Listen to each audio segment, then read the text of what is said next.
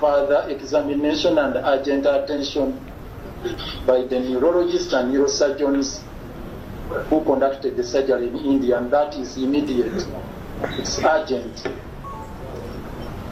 So I was put on some kind of therapeutic treatment.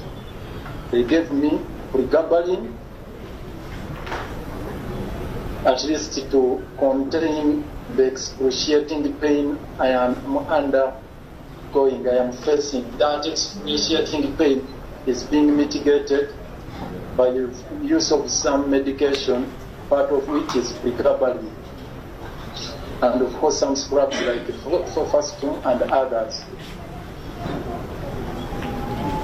That is the second one, Your Worship. That is Lordship. The third one, Your Worship. Yes? I said that is noted. I was saying that one requires immediate evacuation to India, and I should be in India by now. I need to be in India now. Share, Your Worship. I am sentenced to death. I am condemned to death. If no rescue is made to get my situation addressed as advised by the consultants from Lago, it's a death sentence for me. And all I can say to Allah, if you don't take me, my Lord, the God who created me, kindly take me without a lot of pain. If I may make a last prayer, Your Worship, instead of taking me through all this pain, I be put on some palliative care so that I die a less painful death. Otherwise, the pain is too much. I know I will die. I know all of us will die, but I wouldn't want to die a painful death. I beg to. Okay, a major breaking news. Alias Lukwago agambye nti ye akkiriza okufa era n'asaba omulamuzi bamuwe empeke ez'okubanga azimuta aleme kubanga afiira mulumbi. Bino nabyogedde ng'agamba nti obulamu bwe buli mu matigga olw'ensonga nti abayinza okuba nti bamwetaaga okuba nga bamuwozesa baleka baagala kuba nga bamuttira mu bulumi. Okusinziira ku lawyer we Akanso Sseggona kkooti evuddeyo ebagambye ajja kuddizibwa nga 16 ababiganye ebigambo bye yadde nga alabisinga mugonvugonvu. Agambye nti alina obuzibu mu kussa era yeetaaga empewo ennungi.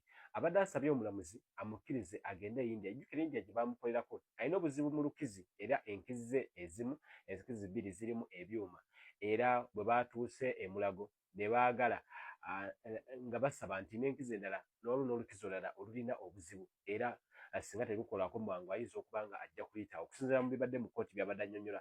Era ab'e Mulagombo ne bagaana okusinziira ku looya ate wano kano yakannyonnyodde ne bagamba nti basobola kubanga bakola ki bamuteeka mu kyuma kyabwa MRI bw'otasobola because tebamanyi byuma type ki emuli mu mubiri. So byannaku omusajja watuukira okugamba kati nga Lukwago n'agamba nti munzikirize nfe.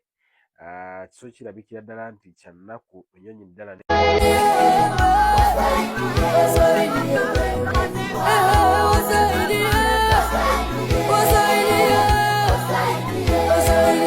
Agwanidde atenderezebwe olutenderezebwa lulwe yekka.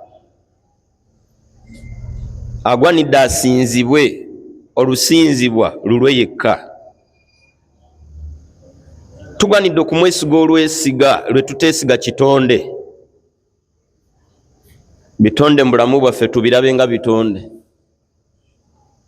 Nkyala mu bulamu bwe nebba omwami wa mulabe nga kitonde. Kitonde. Omwami n'omukyalo omwami alabe mukyala we ng'ekitonde. Bitonde byatuseeseetuseeko ne bigenda bidda mu kifo kyatutonze ne bigenda bifuna ekitiibwa ekitali kyabyo. Bitonde bidde mu bifo byabyo. Taata wakadda mu kifo kyo tobyetuuma byonna. Ne by'oyinza okwetuuma era sitiiru ye yakufudde taata. Omulimu kitonde kidde mu kifo kyakyo. Eyatutonda ebbanga lyonna asigale mu kifo kye mu bwawaggulu, mu buyinza, mu kusinzibwa, mu kutenderezebwa. Gwe njogerako eyakutonda eyantonda ayina amaanyi kuba amaanyi. Ayina amaanyi kuba amaanyi. Kubeera ab'amaanyi abafudde ab'amaanyi. Goloza amaanyi g'abawadde atodde ku kyenkana ki? Ye mugagga ku bagagga. Bano abantu bayita bagagga kwa kye tuyinawo. Otherwise kigambo bugagga ku yatutonda kya bukendeevu lwakuba kye tuyina yenzivunula eriwo. Otherwise ye mugagga yekka atalina bwetaavu mu bya bugagga tatunda.